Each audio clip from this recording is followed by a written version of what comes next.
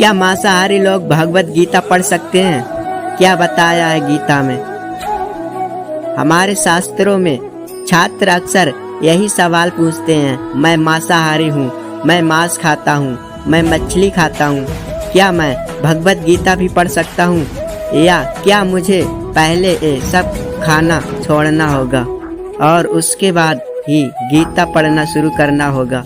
मुझे यकीन है कि ऐसे कई मांसाहारी लोग हैं जो गीता पढ़ने में रुचि रखते हैं, लेकिन इस विचार के कारण कभी शुरू नहीं कर पाते हैं। इसलिए हमने इस वीडियो में बताया है, अर्थात क्या मांसाहारी लोग भगवत गीता पढ़ सकते हैं? सच कहूँ तो कहीं भी ऐसा नहीं कहा गया है कि मांसाहारी व्यक्ति भगवत गीता नहीं पढ़ सकता। गीता ज्ञान सर्वश्रेष्ठ है और सभी के लिए है। ना तो कुरुक्षेत्र की रणभूमि पर इस महान ज्ञान को देने वाले भगवान श्री कृष्ण ने और ना ही इसके संकलनकर्ता श्री वेदव्यास जी ने इस पर कोई प्रतिबंध नहीं लगाया है। केवल भगवत गीता ही नहीं बल्कि किसी भी पुस्तक के प्रति सम्मान प्रदर्शित करने के लिए हम सुझाव देते हैं कि हमें साथ में किताबें पढ़ते हुए खाना नहीं खाना चाहिए। इससे किताबें गंदी हो सकती हैं। अगर ऐसा होता है तो हाँ, यह उस किताब के प्रति अपराध है। या फिर खाने के बाद हमें कम से कम हाथ मुंह तो धोना चाहिए, फिर हम भगवत गीता पढ़ सकते हैं। एक और बात स्पष्ट कर दूं, अगर मांसाहारियों को गीता पढ़ने की अनुमति है तो क्या इसका मतलब यह है कि मांसाहारी भोजन खाने में कुछ भी गलत नहीं है? बिल्कुल नहीं।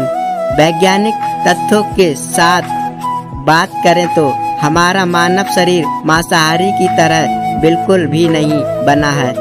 मुंह से लेकर बृहदान्त्र तक हमारा पूरा पाचन तंत्र शाकाहारी जैसा ही है।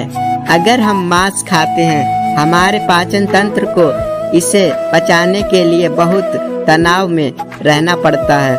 कोलेस्ट्रॉल बढ़ने के कारण हमारा दिल के दौरे के प्रति अधिक संवेदनशील हो जाता है। हमारे गुर्दों पर मांस से प्राप्त तरल पदार्थों को संसाधित करने का भारी बोझ होता है।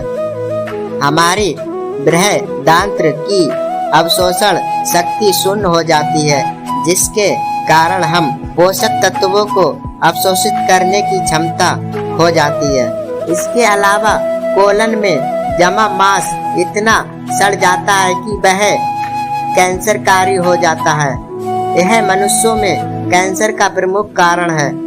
हर 4 कैंसर रोगियों में से 3 मांस खाने वाले होते हैं। इसके अलावा भगवत गीता में सत्व गुण विकसित करने के महत्व पर प्रकाश डाला गया है।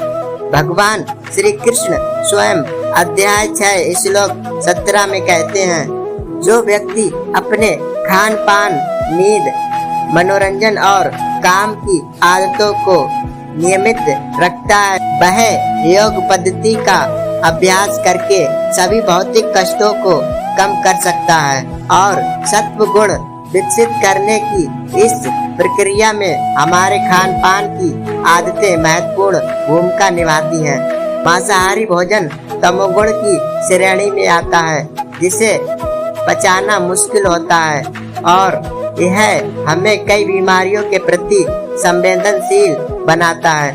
इसलिए अगर हम आध्यात्मिक रूप से आगे बढ़ना चाहते हैं तो शाकाहारी भोजन पर ही निर्भर रहना सबसे अच्छा है।